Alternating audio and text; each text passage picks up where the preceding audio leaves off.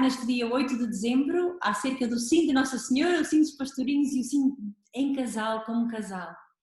A ideia inicial era estar presencialmente, todos nós sentimos a dificuldade de estar via Zoom, mas por outro lado sentimos que é uma bênção, porque ou teríamos via Zoom ou não teríamos nada, e eu acredito que mesmo entre as equipas e para os membros das equipas, é sempre bom nos vermos, ainda que seja através de uma tela, do que não nos vermos, e as relações vão sendo desafiadas com esta pandemia e já é uma bênção podermos estar.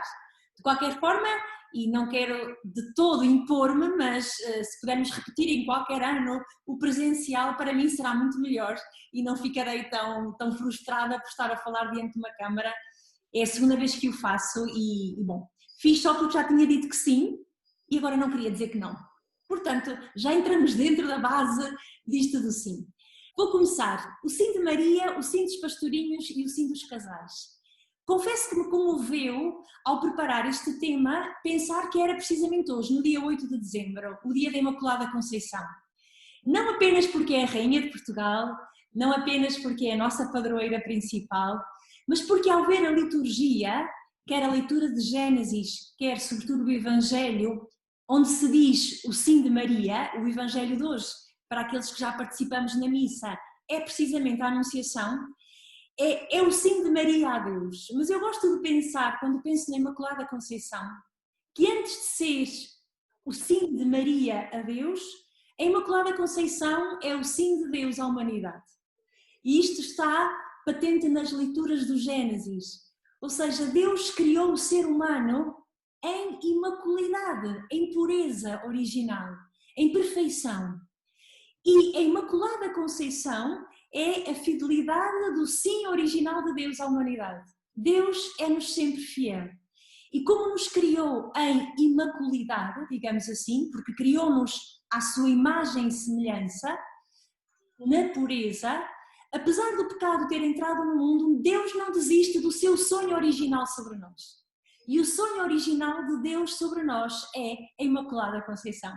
É esta mulher criada sem pecado e que me diz não apenas que Maria foi fiel, porque ela foi fiel, mas esta Imaculada Conceição, como sabemos, é um privilégio de Nossa Senhora, um dom que Deus dá gratuitamente e como primeiro passo e que me fala do amor de Deus para comigo. Por isso, se a partir de agora eu posso falar em qualquer sim, e posso falar do sim de Maria, do sim dos pastorinhos, ou da nossa possibilidade que temos em dizer sim, digo porque Deus foi um sim para connosco.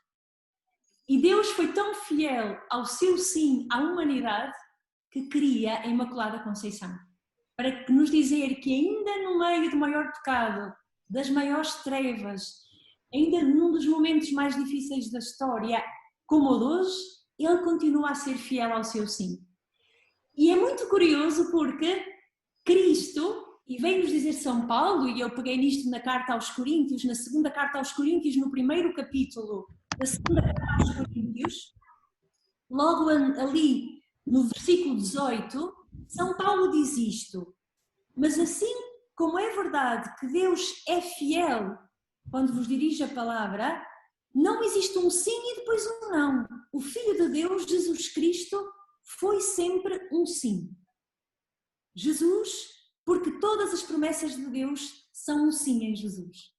Ou seja, se é possível haver o sim de Maria de Nazaré, se é possível haver o sim de Francisco, Jacinta e Lúcia, e se é possível o sim que os casais dão um ao outro, porque o sim do casal é o sim dito da mulher ao homem e do homem à mulher e os dois a Deus, é possível porque Deus nos foi fiel àquele sim originário quando nos criou à sua imagem e semelhança e ao sim que Jesus Cristo continua a ser, sempre um sim e nunca um não.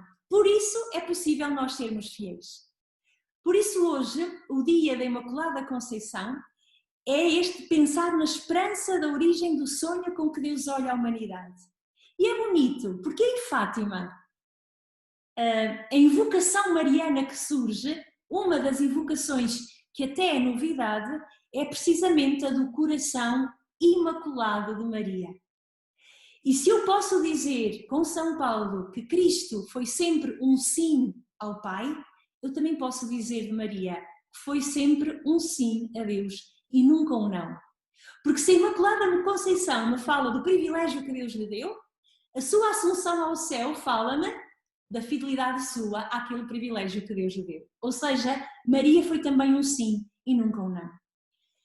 Eu queria só 3 aspectos deste sim de Maria ou do sim na Sagrada Escritura, que sei que até é uma expressão que vocês usam, as equipas de Nossa Senhora, num dos vossos cânticos, que é o Fiat, o Faça-se de Maria.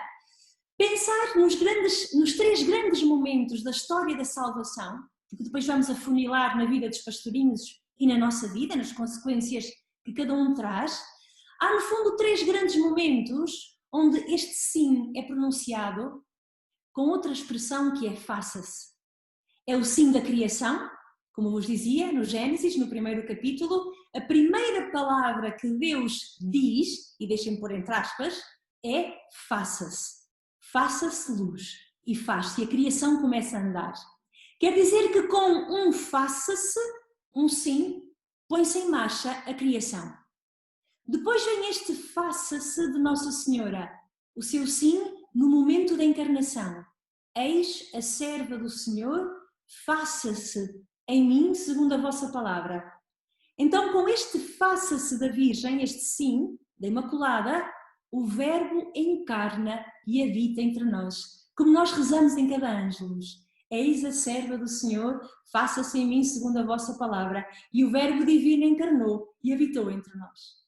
O segundo faça-se, essencial, que muda radicalmente a história, é o da Virgem Maria na encarnação, que permite o Verbo habitar entre nós. Depois há um outro faça-se, já de Cristo, na paixão.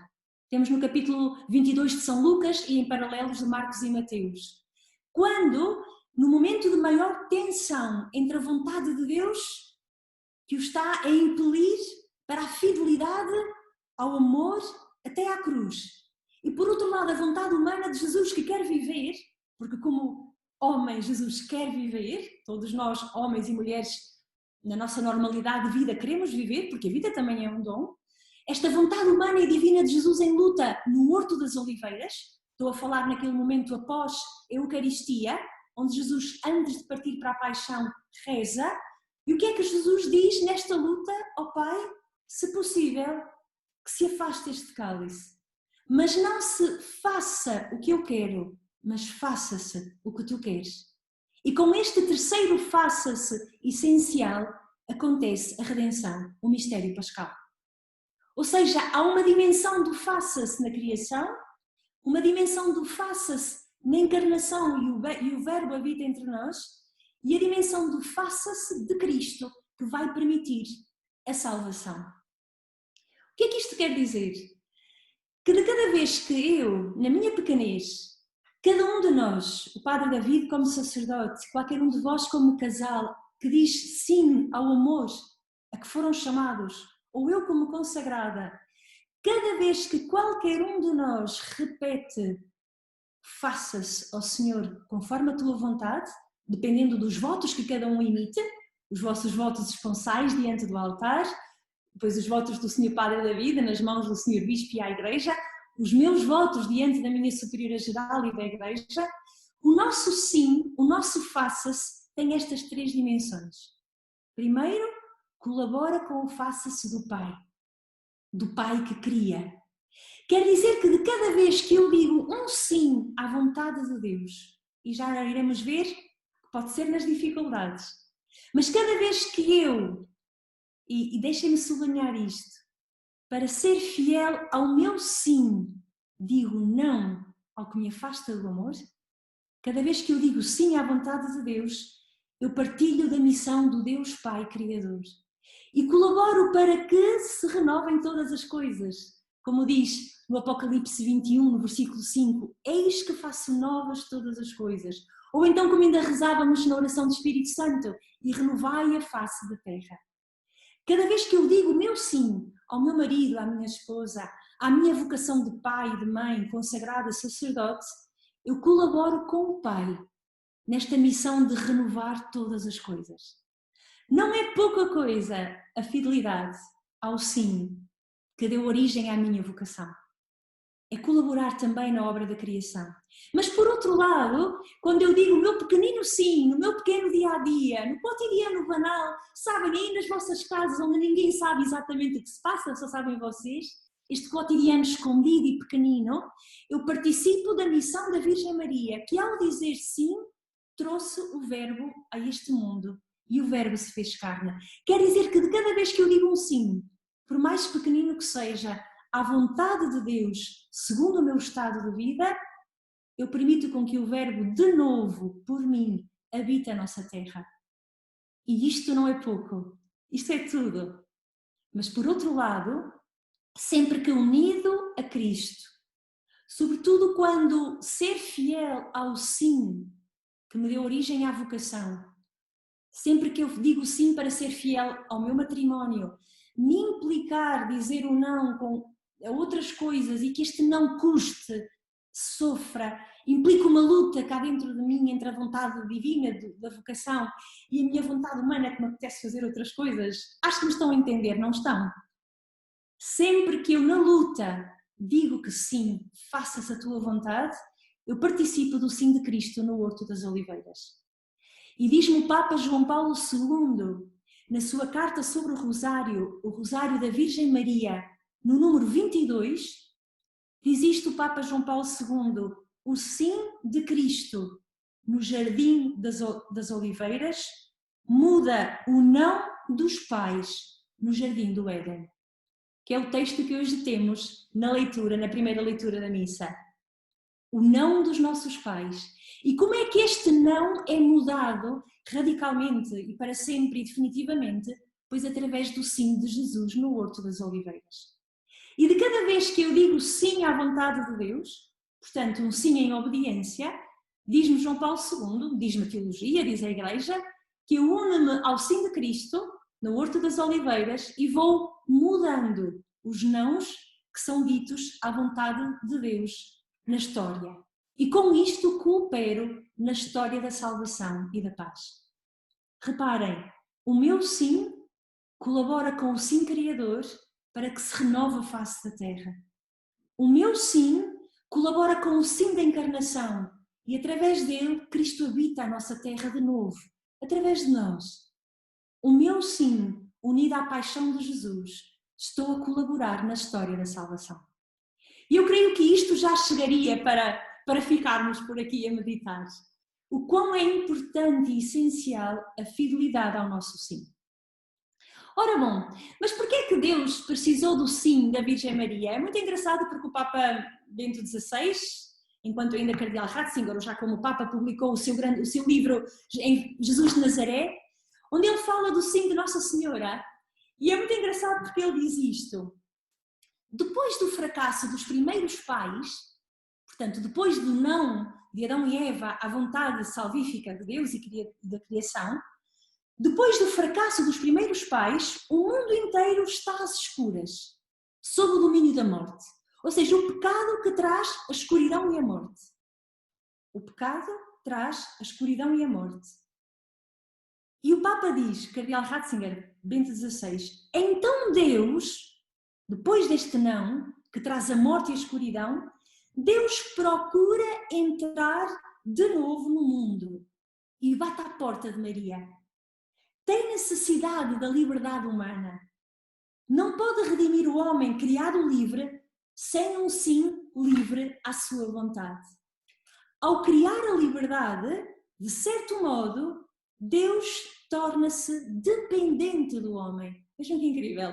Ainda bem que o Cardeal Ratzinger está a dizer. Estão a ver? Eu estou a ler porque eu nunca me atreveria a dizer uma coisa destas. Ao criar a liberdade, de certo modo, Deus tornou-se dependente do homem. O seu poder, estou a citar, o poder de Deus está ligado ao sim não forçado de uma pessoa humana. Isto é extraordinário. Deus, o mundo está envolto em trevas, o mundo está envolto em escuridão. Deus bate à porta desta jovem de Nazaré para que através do seu sim ele possa realizar a obra da salvação. Quem salva é Deus. Mas de alguma forma, diz-nos Bento XVI, o seu poder está limitado pela nossa liberdade. porque ao criar-nos livres, não nos pode salvar sem nós. Porquê é que eu uso esta expressão de Bento XVI a falar de Maria? Deus que bate à porta de Maria.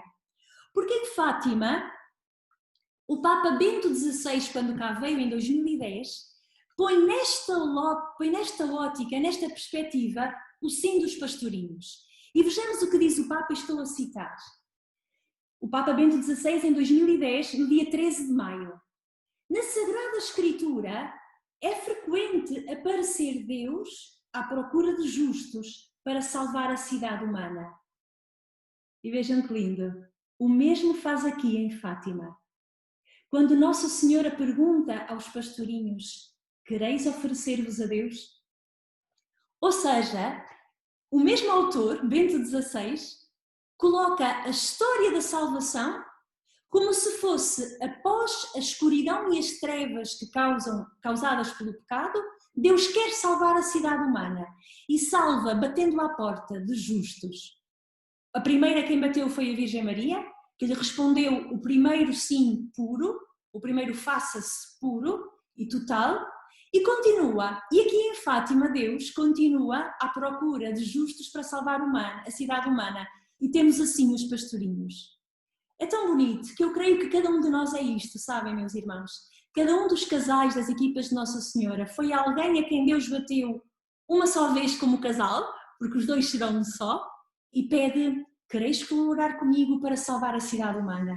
Enfim, que características temos do sim de Maria que encontramos no sim dos pastorinhos e que são um desafio para nós? Em primeiro lugar, é um sim total, para sempre, sem condições. Como a dos pastorinhos: sim, queremos. Quereis oferecer-vos a Deus? Sim, queremos. A Lúcia não se pôs a fazer perguntas. Olha, nós até queríamos, mas exatamente o que é que vai acontecer? E exatamente vai correr tudo bem ou não vai correr tudo bem? E que garantias temos de que estarás sempre connosco? E que garantias temos que isto não vai correr mal? Não, a Lúcia não põe condições. Depois vai perceber as dificuldades, mas entrega-se sem reserva. Quereis oferecer-vos a Deus? Sim, queremos. Vejam que em 1916, quando o anjo aparece, pede na primeira aparição orações. Na segunda aparição, oração e sacrifício. Mas quando vem Nossa Senhora, não pede coisas ou momentos, pede tudo. Quereis oferecer-vos, que a vossa vida pertence a Deus. Então é assim um sim total. É um sim também que implica o desconhecido. Reparem que Nossa Senhora não sabia o que ia acontecer. É tão curioso, por exemplo, o encontro com o velho Simeão. Quando aquele velho lhe começa a falar do menino e da espada de dor, reparem que Nossa Senhora não diz: eu já sei mais do que isto, eu até sou a mãe dele, nem é preciso acrescentar nada. Não, Nossa Senhora aprende e fica atenta e não percebe tudo. E vai crescendo neste seguimento de Jesus.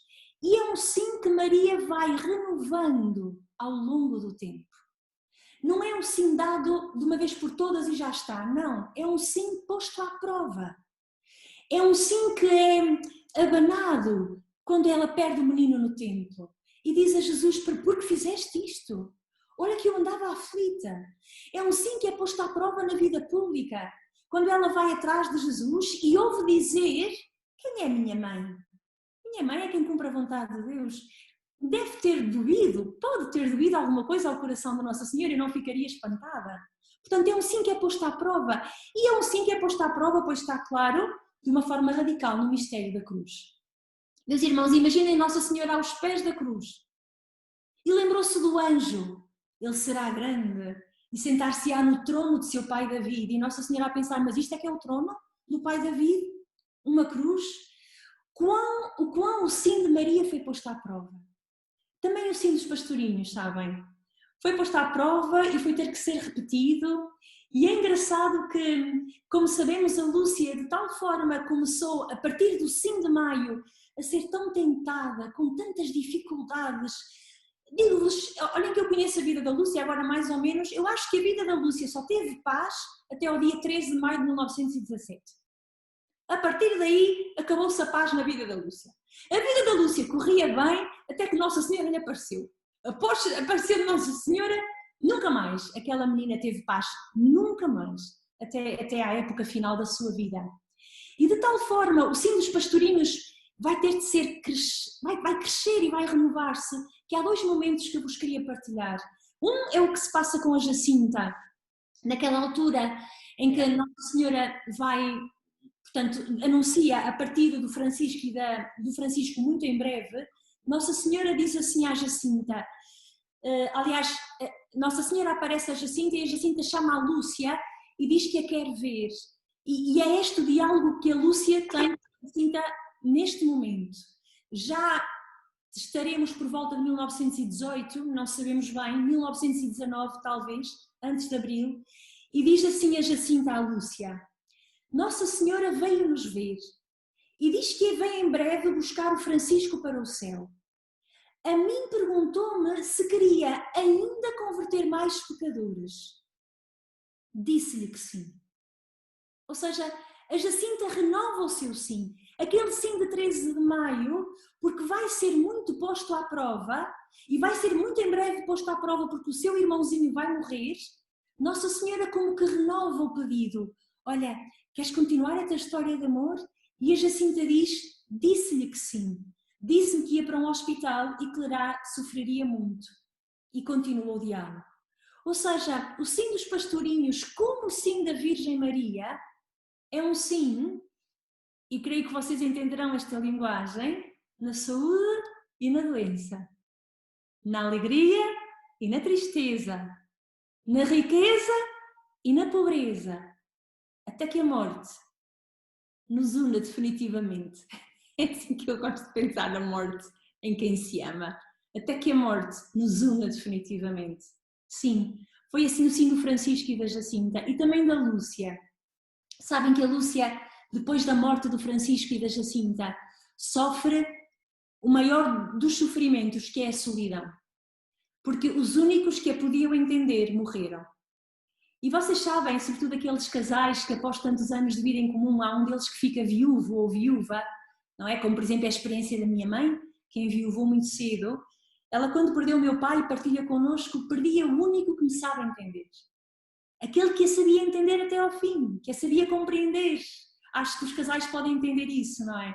Pois a Lúcia, que tem aqui 12 anos, perdeu os únicos que a poderiam entender e portanto sente-se sozinha. E por isso, quando o Sr. Bispo lhe pede para ir para o Porto, na famosa 7ª aparição, em 1921, a Lúcia, há um primeiro momento que diz ao Sr. Bispo que sim, que vai para o Porto. Mas depois começa a ficar com tantas saudades dos lugares que ela sabe que vai deixar. Vai deixar a Cova da Iria, Aljustrel, a paróquia, não pode ser. Começa a ficar com tanta saudade, começa a ter medo do futuro e vou para o Porto, nem sei onde é que aquilo é, nem sei como é que é. E ela diz assim, disse ao Sr. Bispo que sim, mas agora vou dizer que não.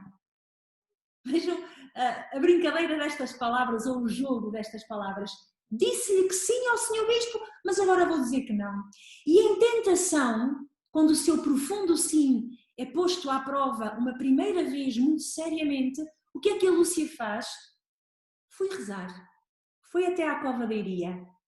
Foi até onde nasceu o amor. É tão bonito. A vocação da Lúcia está em prova. O que é que ela faz? Vai ao momento onde nasceu o primeiro amor, onde primeiro se namorou pela Senhora do Rosário. E é tão bonito porque Nossa Senhora apareceu, diz-lhe, estou aqui pela 7ª vez, vai, segue o caminho por onde o Senhor Bispo te enviar. Essa é a vontade de Deus. E olha o que a Lúcia escreve. Repeti então o meu sim. Agora bem mais consciente do que o dia 13 de maio de 1917. Tão bonito isto. Eu creio que também a vida de casal se dá isto. Na minha vida de consagrada dá-se isto. Eu sou consagrada há 25 anos. Garanto-vos que o meu sim, repetido na minha celebração dos meus 25 anos, foi bem mais consciente do que o primeiro sim que eu dei há 25 anos atrás, quando fiz os votos.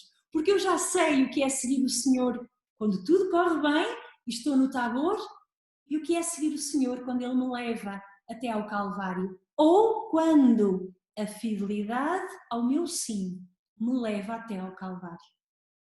Porque se o amor é exigente, e sabemos o que o é, porque se não fosse exigente não era amor, era indiferença, A exigência do amor é que eu, por causa daquele sim, para ser fiel ao amor, vá dizendo que não a tudo que me afasta daquele sim. Enfim, é um sim para sempre, sem condições, renovado ao longo da vida, bem mais consciente, como o sim dos pastorinhos. Creio que isto pode ser, digamos, uma chave de leitura das nossas próprias vidas. E vou terminar, porque eu disse que acabaria às 4h20. Já passaram 20 minutos, já deram conta? Passaram 20 minutos. Só vou terminar com uma ideia. E depois deixo aberto às vossas reflexões.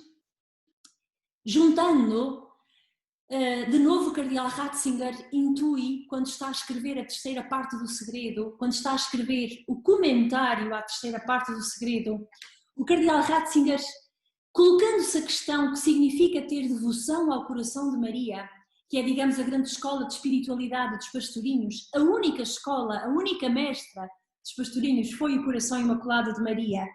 Ele pergunta-se, mas o que é isto de ter devoção ao coração imaculado de Maria? Porque a devoção ao coração de Maria já existia na Igreja. A novidade que traz Fátima é a palavrinha imaculado, coração imaculado de Maria. E aqui estamos nós no dia da Imaculada a terminar a conferência como partimos. O Papa diz que quando se diz coração, se estamos a referir à totalidade da pessoa. Na Bíblia, coração quer dizer a pessoa toda, o seu centro, onde conflui a inteligência, a vontade, a memória, a liberdade, a afetividade. Dizer que Maria tem um coração imaculado quer dizer que toda a sua pessoa alcançou a unidade interior e, portanto, vê a Deus. E diz o Papa, o que é o centro da vida desta mulher que tem um coração imaculado? Diz ele, é aquela atitude do coração que ela teve na Anunciação. Faça-se em mim, segundo a tua palavra. O eixo conformador da existência de Maria foi aquele seu sim do dia 13 de maio. Por isso o cardeal Ratzinger diz, ter devoção ao coração imaculado de Maria é aproximar-me desta atitude de coração no qual o fiat, seja feita a vossa vontade, é o eixo conformador de toda a existência. Então isto sim, meus irmãos, é o que me possibilita viver em fidelidade o sim que damos uns aos outros. Porque Deus nos disse um sim e foi fiel, porque a Virgem Maria nos disse sim à vontade de Deus e foi fiel, porque Cristo é o fundamento do nosso sim e porque, dizendo sim aos nossos votos matrimoniais, religiosos, sacerdotais, e quando este sim se torna o eixo conformador da nossa existência, então sim, seremos plenos e viveremos em plenitude. E por outro lado, quando dizemos que não, no fundo vamos perdendo a nossa identidade, quer de filhos de Deus, quer até como pessoas humanas.